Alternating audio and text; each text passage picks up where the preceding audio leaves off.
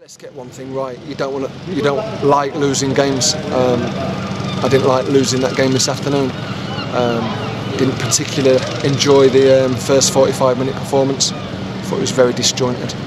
And then it needed a couple of substitutions at half-time for us to really look like a team that I know we're capable of being. And I thought the second 50 minutes was a hugely dominating performance from our side of things, and it needed a little bit of quality. We needed that extra little bit of quality in the final third today, or that little break in and around the edge of the box that would have got us the goal that I felt we deserved. Obviously, you talked about the change in the game from half-time in particular, with the change in shape really, and I guess that's your key positive you can take from the game, that you've got that ability to switch it up as you did so efficiently in the second half. Well, the greatest respect to the team and the boys that we had at the football club last year.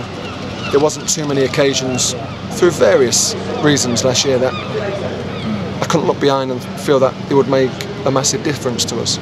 I did today, and that's why we made our substitutions on the 45, and I thought the substitutions played massively in our favour. I thought we'd put, let's get something right, a very good football club, good manager, good team, got very close to being in League One themselves, put them on the back foot for large parts of the second half. Looking at the positives of David Ford in goals, he saves the penalty. Unfortunate to see the rebound go in, but he produced a stellar performance in his opening competitive game. Well, he did, and he's a good goalkeeper, and that's what disappoints me, the fact that he's saved the penalty and we didn't react as quickly as Ruben Reid. I know generally centre forwards react a little bit quicker in the box to the defenders, but we had enough people around the ball.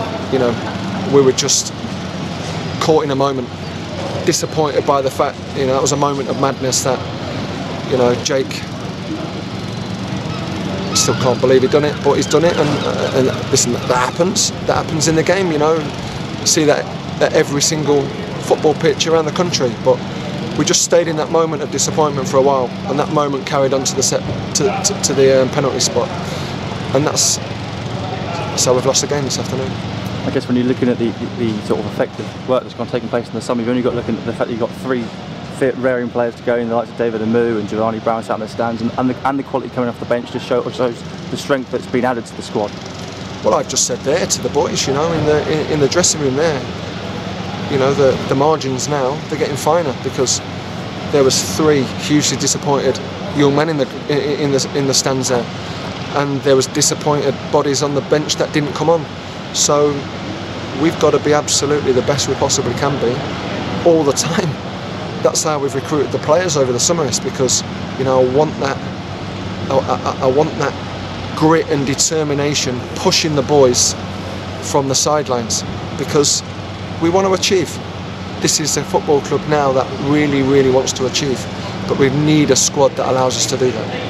One long trip out the way this week, another one to come on Tuesday night at Bristol. I guess it's an opportunity to move on quickly in a nice competitive match as well. Oh, it's a big game for us, because it's the next game, and there'll be opportunities for different players to put on the shirt. I'm glad the trip's out of the way. It was a horrible journey down to Exeter yesterday.